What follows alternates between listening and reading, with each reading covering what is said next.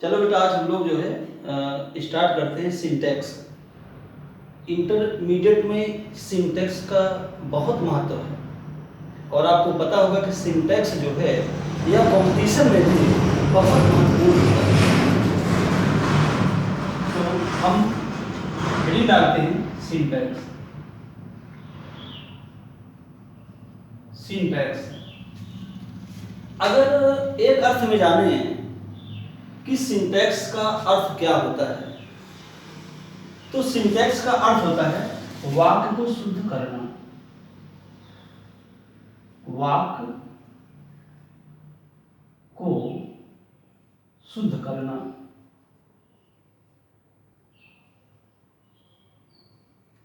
वाक्य को शुद्ध करना ही सिंटैक्स कहलाता है। अब सिंटैक्स को कैसे डिफाइन करेंगे? How can we define the syntax in English? तो सिंटैक्स को डिफाइन हम इस तरह करेंगे, the correct arrangement of words in a sentence is called syntax. The correct arrangement, correct माने सही, उचित, अरेंजमेंट माने व्यवस्था। The correct arrangement of words, शब्दों का उचित व्यवस्था ही इन ए सेंटेंस माने किसी भी वाक्य में, वह सिंटैक्स कहलाता है। जैसे हम कैसे इसको लिखेंगे? The correct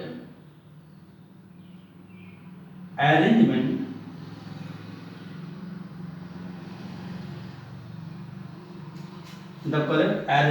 of words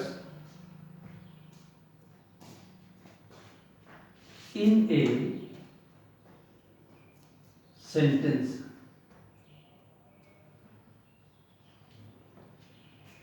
is called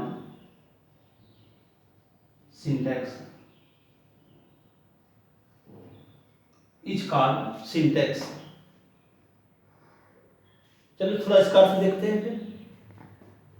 the correct, उचित, अरेंजमेंट, व्यवस्था, ऑफ का अर्थ होता है का, के अथवा की, वर्ड्स शब्दों का उचित व्यवस्था ही इन ए सेंटेंस, किसी भी वाक्य में शब्दों का उचित व्यवस्था ही सिंटैक्स कहलाता है। हम इसको लिखते हैं तो ये लिखेंगे, वाक्य में या किसी भी वाक्य में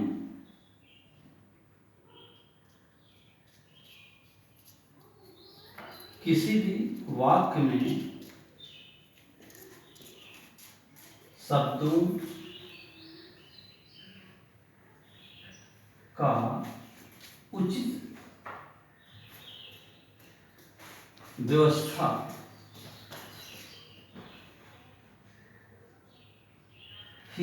सिंटैक्स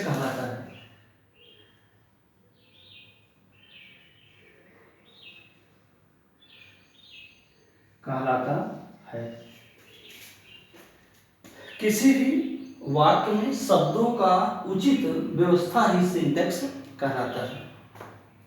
अब सिंटैक्स में बेटा हमें क्या पढ़ना है, हमें किस चीज का अध्ययन करना है? भाई कोई तो ऐसा पॉइंट होगा जिस पर हमको स्टडी करना पड़ेगा। We shall have to study any points, any topics. Definitely, we shall have to study some points which are related parts of the speech as well as articles. हम ये कह सकते हैं कि सिंटैक्स में हमें पार्ट्स ऑफ स्पीच, या हम ये कह सकते हैं कि सिंटैक्स के अंतर्गत हमें पार्ट्स ऑफ स्पीच और या साथ ही साथ आर्टिकल का भी अध्ययन करना पड़ेगा। आर्टिकल का भी हमें अध्ययन करना है। तो चलो ठीक है, देखते हैं कि आखिर पार्ट्स ऑफ स्पीच में कौन से पॉइंट्स हैं और आर्टिकल में क्या है, इसको हम देखते हैं। तो सबसे पहले यहाँ हम लिखते हैं syntax.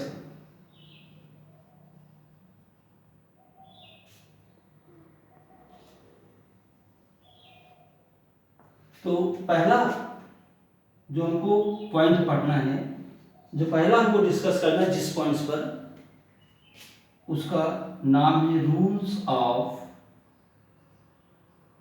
Noun. Rules of noun. दूसरा बताना है rules of pronoun. Rules of pronoun. तीसरा आता है ना रूल्स ऑफ एडजेक्टिव।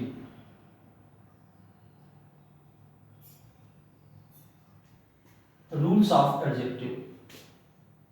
नेक्स्ट है rules of verb. Rules of verb. Next है rules of adverb. Rules of adverb. और नेक्स्ट थोड़ा सा कॉलम को और इंक्रीज करना पड़ेगा, थोड़ा बढ़ाना पड़ेगा, ड्रा करना पड़ेगा। तो इसमें हम लिखेंगे rules of preposition. Preposition. Next आता है rules of conjunction.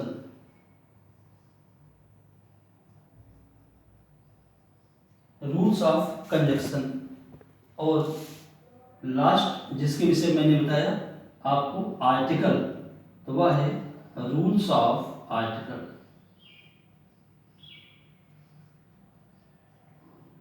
Rules of article. अब देखो बेटा, सबसे बड़ा प्रश्न आपके सामने ये हो सकता है कि यहाँ पर हम ऐसा क्यों नहीं लिखे कि रूल ऑफ नाउन, यहाँ रूल्स क्यों लिखा? हम ऐसा अगर लिख देते रूल ऑफ नाउन, क्या गलत हो जाता है?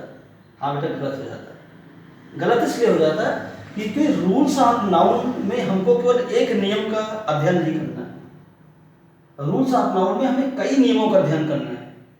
ये तो ठीक है कि हम लोग इंटर के सिलेबस के अनुसार चल रहे हैं, तो यहाँ पर रूल्स ऑफ नाउन में हम नियर अबाउट ना 10 रूल्स पर ही अध्ययन करेंगे, 10 रूल्स पर ही हम लोग कन्वर्स करेंगे।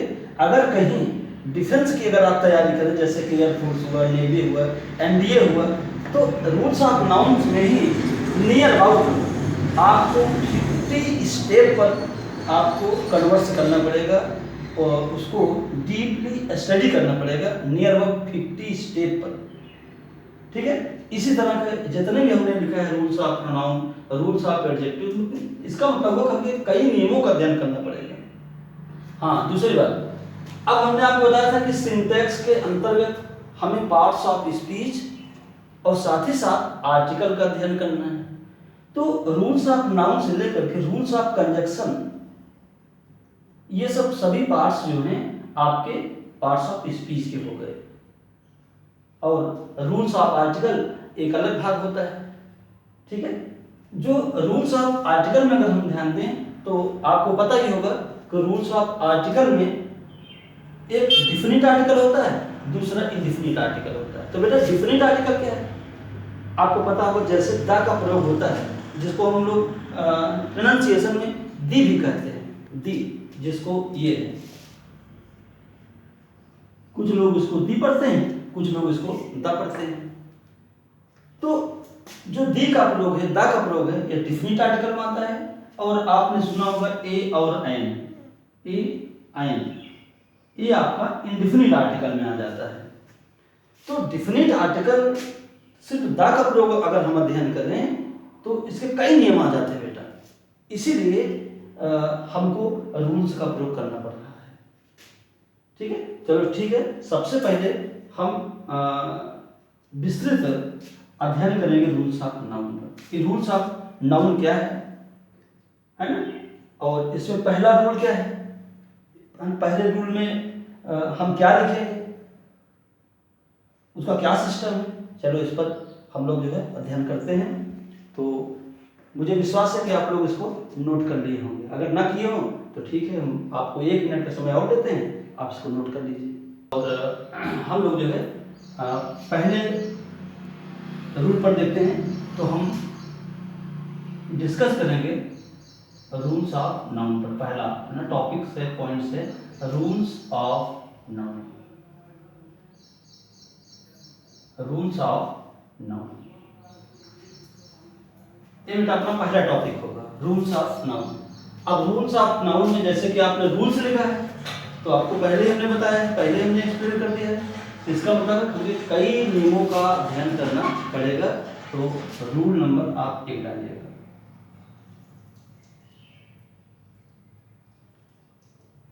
रूल नंबर 1 डालिएगा। अब इसमें हमको किस चीज का ध्यान करना है, हम लिखेंगे कि there are some nouns,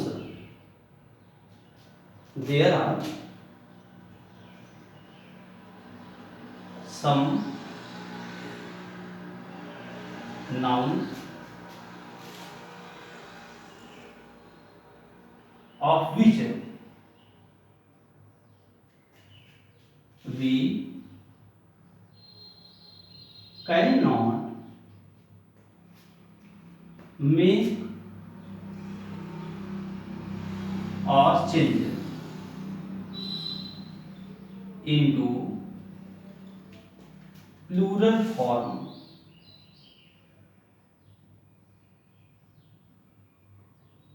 by adding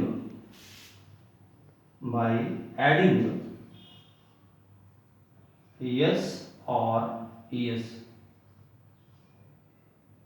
yes और yes।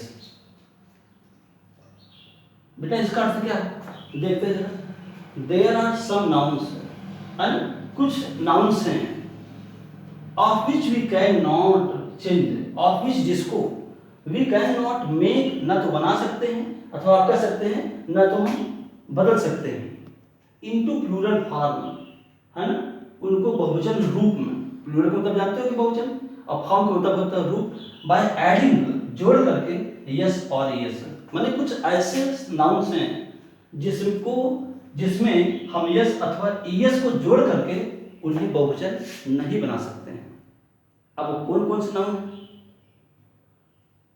इसको हम लिखेंगे, तो ध्यान रखिएगा जरा फिर से कि देयर आर सम नाउन्स, कुछ नाउन्स हैं, ऑफ विच जिसको वी कैन नॉट मेक, जिसको हम ना तो बदल सकते हैं, है ना, बना सकते हैं, है ना, इनटू प्लूरल फॉर्म बहुवचन रूप में यस या ईएस को जोड़ करके, बाय एडिंग माने जोड़ करके, यस और ईएस, यस अथवा ईएस को जोड़ करके, जैसे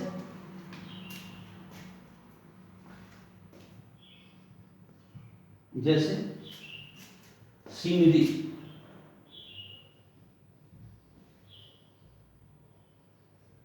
जिसका हिंदी में अर्थ होता है बेटा दृश्य।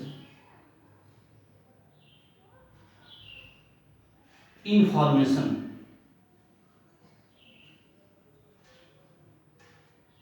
इंफॉर्मेशन जिसका अर्थ होता है सूचना या जानकारी देना।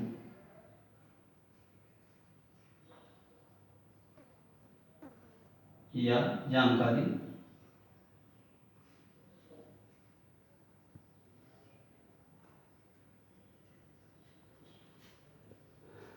पोइट्री,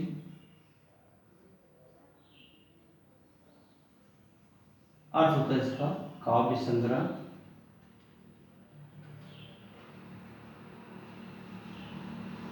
काव्य संग्रह,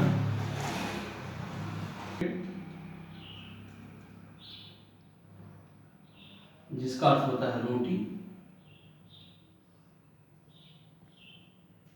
फर्नीचर,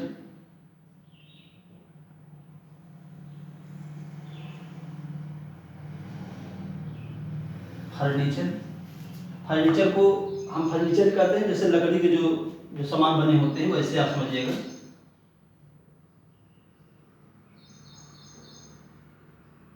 फर्नीचर,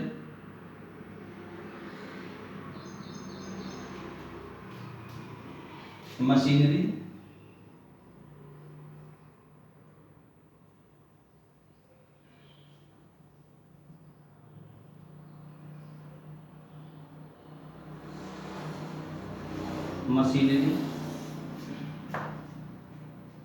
हेयर, बाल,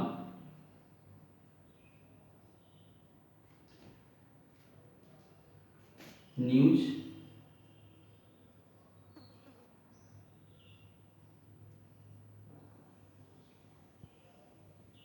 समाचार पत्र, ज्वेलरी,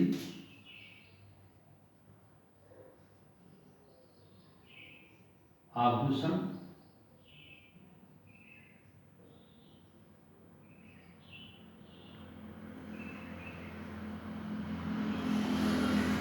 और उसमें आता है ज्वेलरी हो गया ऑफ स्प्रिंग,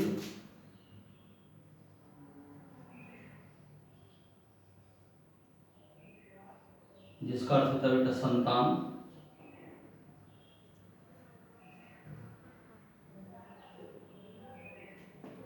और आता है इसमें लगेज,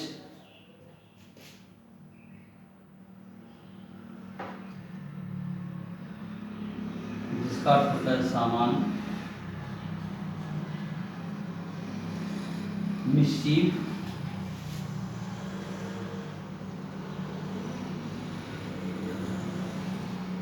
शरारत,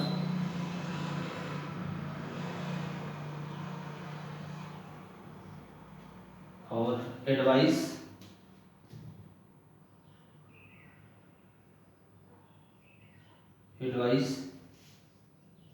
जिसका अर्थ होता है सलाह। और इस तरह के बहुत से ऐसे बेटा वर्ड हैं, है ना, तो इसको हम एक्सेट्रा लिखते हैं। कुल मिला करके आप समझिए कि इंटर के कोर्स में मोस्टली इसी में से आपको आ जाएगा, ऐसी कोई दिक्कत नहीं है। बहुत हमने वर्ड लिखा, ऐसी कोई समस्या नहीं। हाँ ये है कि हर शब्द पर आपको ध्यान देना होगा। अब जैसे हमने जो आपको बताया कि इसमें कुछ नाउन्स ऐसे हैं कि जिनमें हम यस या ईएस को जोड़ करके प्लूरल नहीं बना सकते हैं। मेरा कहने का मतलब हुआ जैसे इंफॉर्मेशन शब्द है तो इसको हम इंफॉर्मेशंस नहीं लिख सकते हैं। We can not write informations instead of information. We can not write poetries instead of poetry. We can not write sceneries instead of scenery. कहने का मतलब है कि हम IES को जोड़े, यस को जोड़े, ES को जोड़े, जोड़ करके हम इसको प्लूरल बनाने के प्रयास करें तो हमारा गलत हो जाएगा। तो इसलिए ध्यान रखिएगा, ये ऐसे वर्ड हैं जिनका बहुवचन बनाने के लिए हम यस या ES जोड़ने की कोई ज़रूरत आपको नहीं है। अब बेटा एग्जाम में कैसे आते हैं, ये बहुत बड़ी बात है, क्योंकि ये शब्द तो हो गए। मानो कि एग्जाम में किस तरह के सेंटेंस आएंगे, कैसे हम उसको क्रिएट करेंगे, कैसे हम उसको करेक्ट करेंगे। तो ठीक है, हम देखते हैं किस तरह से आता है बोर्ड में। तो जैसे पहला सेंटेंस बेटा इनकरेक्ट में, इनकरेक्ट, ध्यान दीजिएगा, प्रत्येक सेंटेंस पर आपको ध्यान देना पड़ेगा, है ना। किस तरह के इनकरेक्ट सेंटेंस बोर्ड में आ जाएगा, आपको कहेगा करेक्ट कीजिए।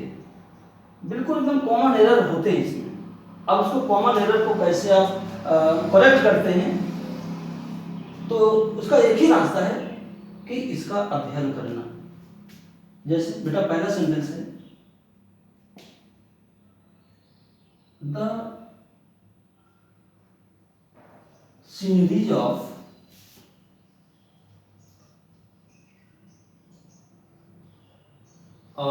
Kashmir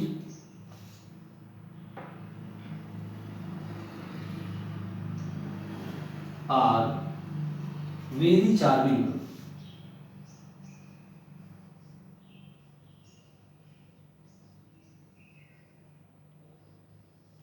ये बेटा सेंटेंस है।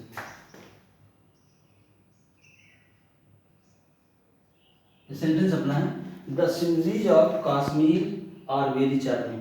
बेटा हम लोग उसको सही मान लेंगे। क्यों सही मानेंगे?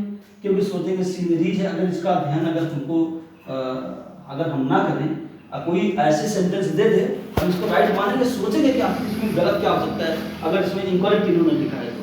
क्योंकि हम जानते हैं सीनरीज बहुवचन है और इसके साथ यहाँ प्लूरल वर्ब आर का प्रयोग हुआ है, बिल्कुल एकदम राइट। लेकिन नहीं बेटा, गलत तो नाउन से ही होना शुरू होगा। जब नाउन से शुरू हो गया इसलिए इसका वर्ब भी गलत हो गया है। तो हमने देखो यहाँ पे क्या लिखा, सीनरी शब्द। जब इन शब्दों का हम बहुवचन नहीं बना सकते हैं, इनको प्लूरल नहीं चेंज कर सकते हैं, we can not change into plural forms by adding s और यस, तो हम कैसे सीनरीज कर सकते हैं? इसका मतलब है कि सीनरीज गलत है और सीनरीज गलत है इसलिए आर भी गलत हो गया। तो यहाँ क्या होना चाहिए? सीनरी, और यहाँ क्या होना चाहिए? इज। तो हो जाएगा the scenery of Kashmir.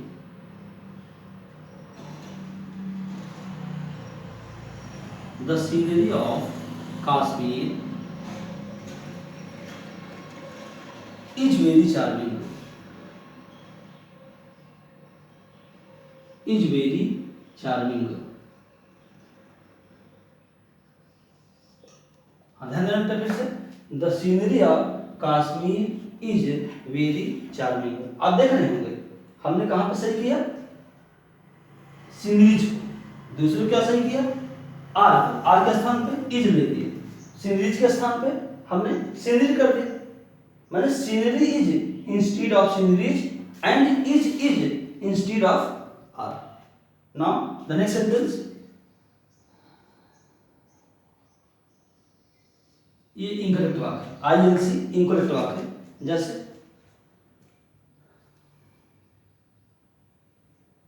I like poetries most.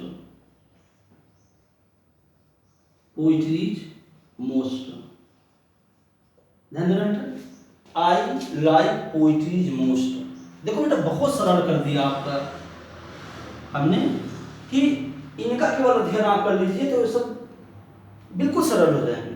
जैसे आपने देखा खुद यहाँ पर एक शब्द है पोइट्री।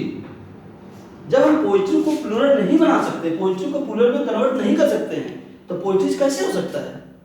इसका मतलब पोइट्रीज रॉन्ग है। पोइट्रीज के स्थान पर क्या होना चाहिए?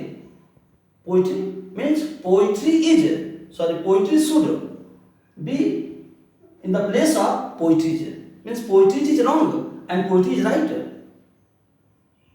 ना केवल पोइट्री, यदि आप चाहें आप पोइट्री के स्थान पे पोएम्स भी लिख सकते हैं।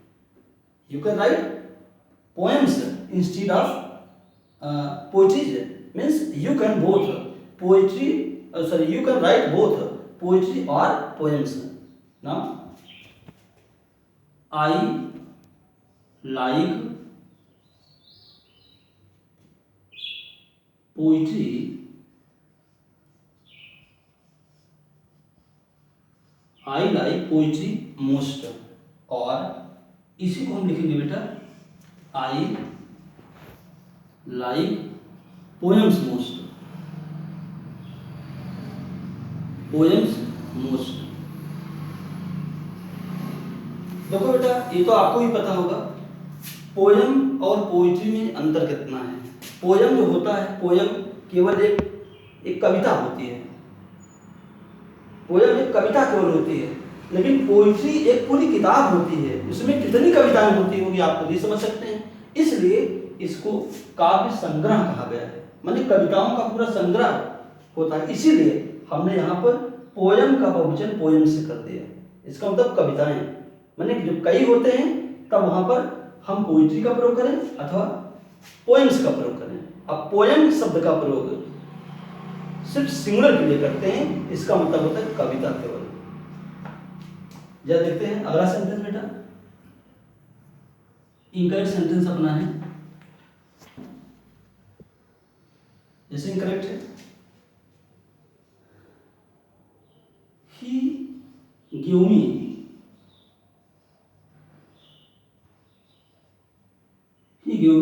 एडवाइसेस।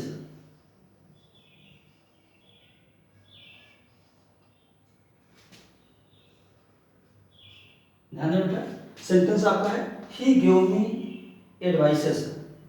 देखो बेटा इनकरेक्ट में भी हो सकता है he give me N advices. ध्यान देना मेरी बात को, कभी कभी इनकरेक्ट में बोर्ड में भी आ जाता है he give me N advices या ही गिव मी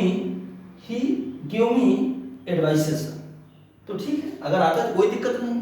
या देखते हैं अगर सेंटेंस है कि ही गिव मी एडवाइसेस, तो वेरी सिंपल है, आपको जैसे करेक्ट करना है आप इसको लिखेंगे he give me advice.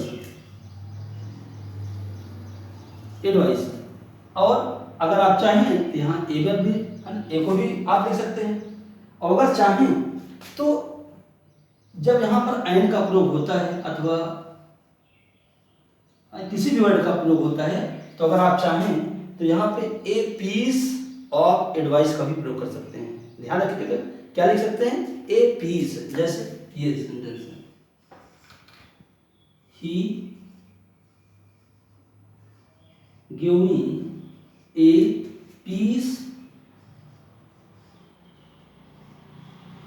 Piece of advice. ठीक है बेटा, he give me a piece of advice. आप देख रहे हैं यहां पर हमने एक वर्ड लिखा है एडवाइस। ये भी ऐसा वर्ड है कि जिसको हम प्लूरल चेंज करने के लिए, प्लूरल बनाने के लिए हम अंत में यस या ईएस को ऐड नहीं कर सकते हैं। We can not add s और ईएस विद एडवाइस। इसका मतलब हुआ कि एडवाइस वर्ड ही सही है, ना कि एडवाइसेस सही है। इसलिए हम क्या लिखेंगे he give me a piece of advice अथवा he give me a advice. ये सेंटेंस अपना क्लियर है। चलो ठीक है, एक दो सेंटेंस हम और देख लेते हैं। चलिए एक दो सेंटेंस हम और देख लेते हैं। जैसे पहला सेंटेंस सर फोर्थ है, इनकरेक्ट है। हर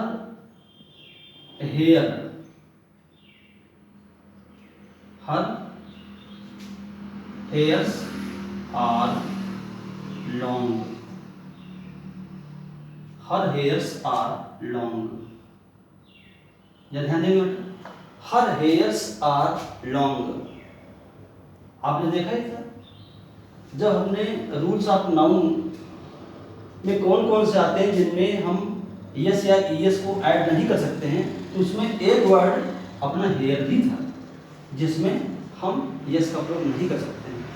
तो इसका हो जाना चाहिए her here is long. Her here is long. Analyst जैसे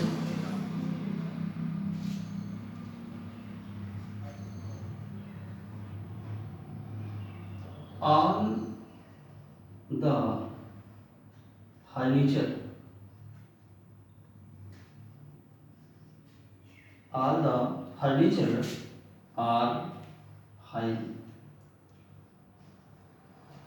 All the furniture are high.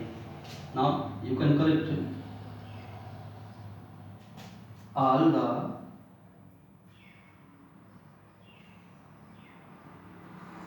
furniture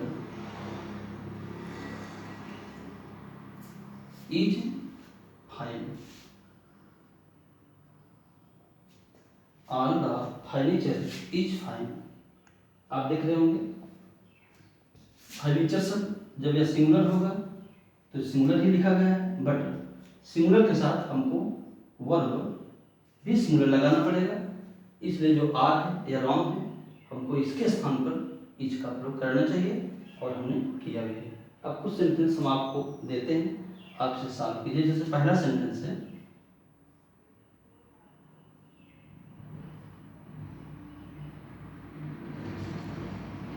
आप इसको सॉल्व करेंगे, ध्यान रखिएगा। He gave him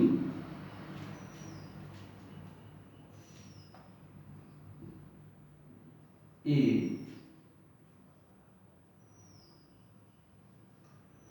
he gave him breads। to eat. He gave him breads to eat. Next है, आप इसको correct करेंगे।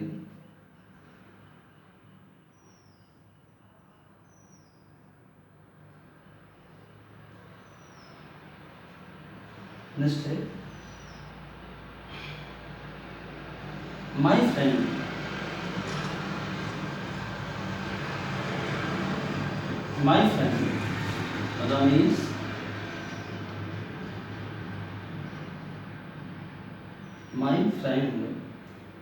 Ramesh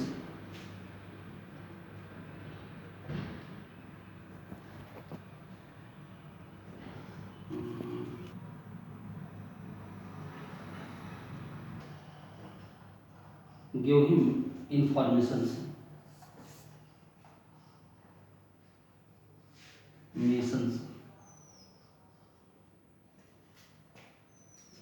तो ध्यान देना बेटे, पहला सेंटेंस आपका है he gave him breads to eat, आपको ये करेक्ट करना है। दूसरा है my friend Ramesh gave him informations, आप ये करेक्ट करना है।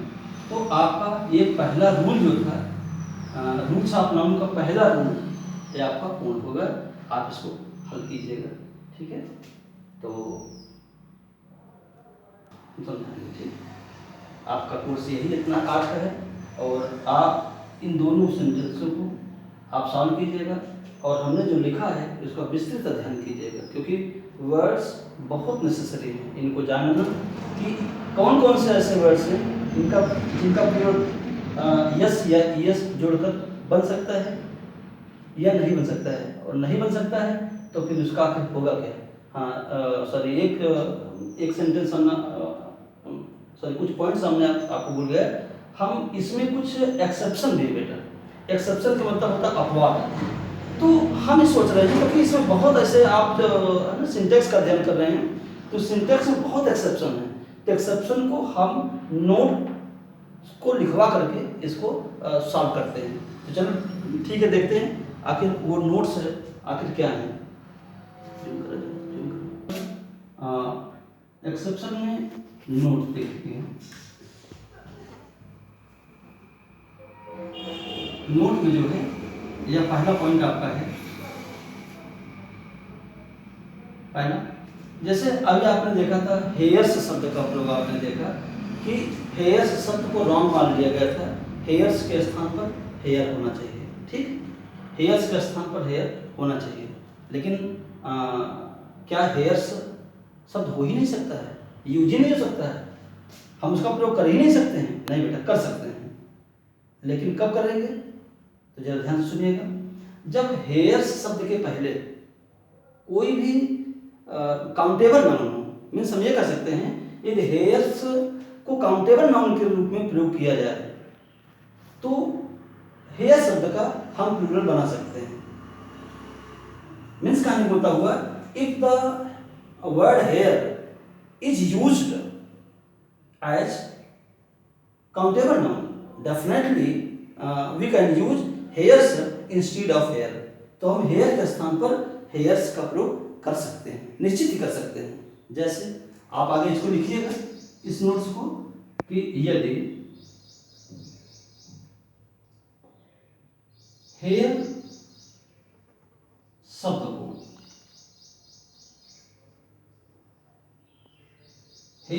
को काउंटेबल नाउन के रूप में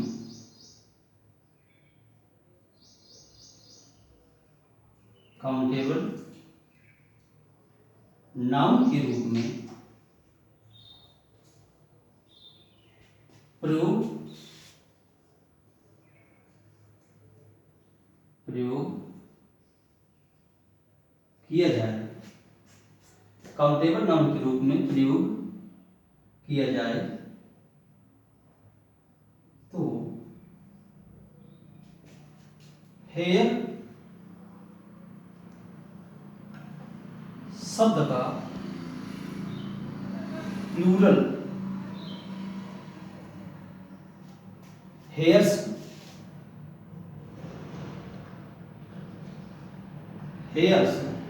को प्रयोग करते हैं। प्रयोग करते हैं, है ना बेटा? ध्यान दीजिएगा कि हेयर्स शब्द को काउंटेबल नाउन के रूप में प्रयोग किया जाए। काउंटेबल नाउन को तो आप जानते होंगे, वह नाउन जिसको हम गिन सके, जिनको हम काउंट कर सके, है ना? तो उसको क्या कहते हैं? Countable noun. काउंटेबल नाउन के रूप में प्रयोग किया जाए तो हेयर्स शब्द का, हेयर शब्द का प्लूरल हेयर्स को प्रयोग कर सकते हैं। जैसे इस सेंटेंस आप सामने रखते हैं, इनकरेक्ट एक सेंटेंस बेटा, आई सा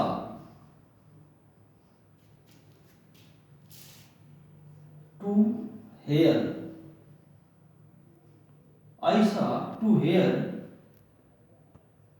इन माई फूड। फूड देखना बेटा, इसके पहले आपने देखा था कि हर हेयर्स आर लॉन्ग, तो हेयर्स को हमने, है ना, रॉन्ग कर दिया था, गलत कर दिया था। हमने क्या कहा कि हेयर्स के स्थान पर हेयर का प्रयोग होना चाहिए, लेकिन यहाँ पर जब हेयर है तो हमको हेयर के स्थान पर हेयर्स प्रयोग करना पड़ेगा। क्यों? क्योंकि इसके पहले काउंटेबल नाउन का प्रयोग हुआ है, टू शब्द का प्रयोग हुआ है। हम इसको गिन सकते हैं, we can count, so we should use hairs instead of hair. इसलिए हमको हेयर के स्थान पर हेयर्स शब्द को प्रयोग करना चाहिए। क्यों? क्योंकि यहाँ पर इसके पहले एक काउंटेबल नाउन टू का प्रयोग हुआ है। तो how can we write, how can we correct? Correct हम ये करेंगे बेटा, I saw two hairs in my food, in my food.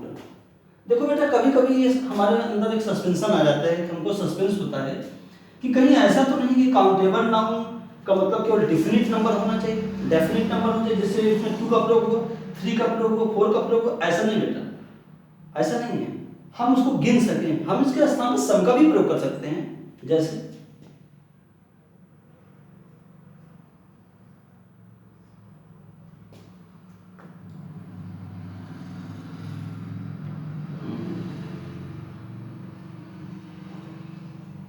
there are some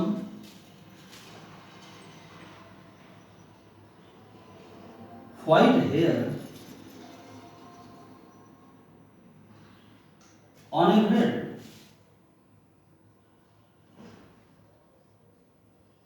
on your head। ध्यान देना बेटा कि there are some white hair, आप देख रहे हैं सम माने कुछ है, कुछ है मतलब 2 हैं, 4 हैं, 5, ऐसा भी हो सकता है, 3, 4 जो भी हो, इस तरह का कहने का मतलब है कि अगर काउंटेबल है तो हेयर का प्रयोग यहाँ पर क्या है? रॉन्ग है ना? तो हेयर के स्थान में बेटा क्या इसका प्रयोग होना चाहिए? हेयर्स का प्रयोग होना चाहिए। हेयर्स राइट और हेयर यहाँ पे रॉन्ग है, तो हम लिखेंगे इसका देयर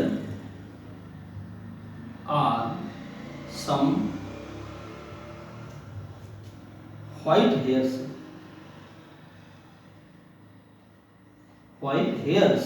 on your head,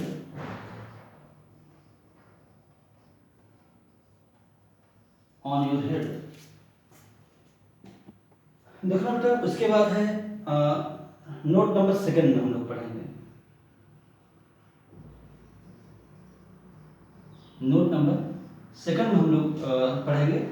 हमने पहले पढ़ा कि हेयर शब्द को लेते हैं, जब हम सेकंड में लेंगे तो सेकंड में देखो क्या लेंगे बेटा? सेकंड में हम लेंगे कि जैसे बहुत से वर्ड ऐसे आपके सामने आए थे जिनका प्लूरल बनाने के लिए हम किसका प्रयोग करें। बाय द वे, जैसे आपने देखा मिस्चीफ शब्द का था, मिस्चीफ को हम यस का प्रयोग नहीं कर सकते हैं। तो अगर उसका प्लूरल बनाना हो, अगर हमको बनाना पड़े तो हम कैसे बनाएंगे? How can we convert into plural the word mischief? हम मिस्चीफ शब्द को कैसे इसको प्लूरल में कन्वर्ट करेंगे? हम किसका प्रयोग करेंगे? कोई वर्ड तो ऐसा होगा, है ना, कि जब हमको बनाने के, जैसे हमको एक वर्ड आया था वहाँ पे ब्रेड, रोटी शब्द का प्रयोग हुआ था, ब्रेड रोटी। अगर बाय द वे हमको उसको प्लूरल में कन्वर्ट करना पड़े तब उसके लिए हम कौन सा वर्ड यूज करेंगे? तो ध्यान देंगे कि यहाँ हम लिखेंगे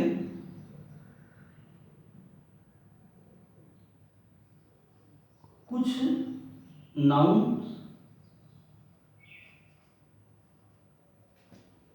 का प्लूरल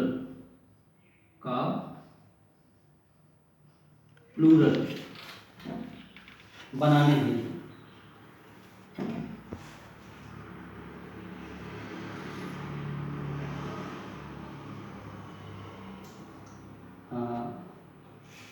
अगर मेरे समझ से कुछ के स्थान पर अगर उपरोक्त अगर आ जाता तो अगर आप लिख दें तो ज़्यादा अच्छा होगा।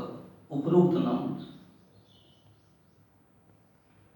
नाउन का प्लूरल बनाने के लिए, जैसे बेटा हमने बताया आपको कि ब्रेड का बहुवचन बनाना हो तो आप क्या करेंगे? तो आप वहां पर एक वर्ड उसके पहले प्रयोग करेंगे, लोव्स, LOAVES ऑफ ब्रेड। ध्यान रखिएगा, ब्रेड को ब्रेड ही रखेंगे, ना कि ब्रेड से कर देंगे। केवल प्लूरल के लिए हम यहाँ पर लोव्स का प्रयोग करेंगे। इसका उच्चारण ये होता है लोव्स, ये बेटा होता है उच्चारण से लोव्स ऑफ ब्रेड। जैसे मिस्चीफ को अगर प्लूरल अगर हमको बनाना हो तो क्या कहेंगे? Acts of mischief, acts of mischief.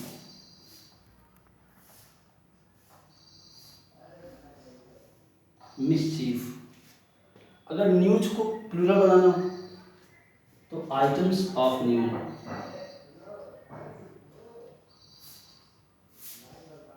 Items of news. अगर एडवाइस को अगर बनाना हो तो pieces of advice, pieces of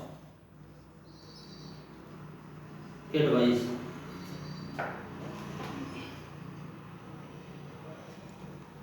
अगर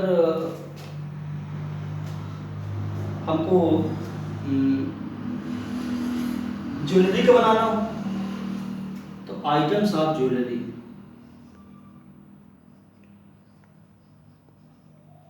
आइटम्स ऑफ ज्वेलरी।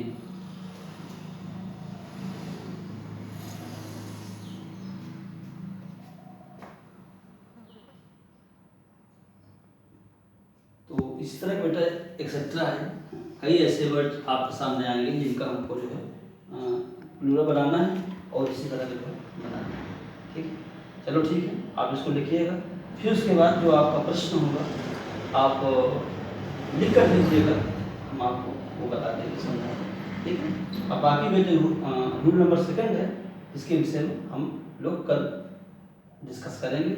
और जो भी दिक्कत होगा फिर आप से हम कह रहे हैं कि आप अवश्य बताइएगा। ठीक है, ओके।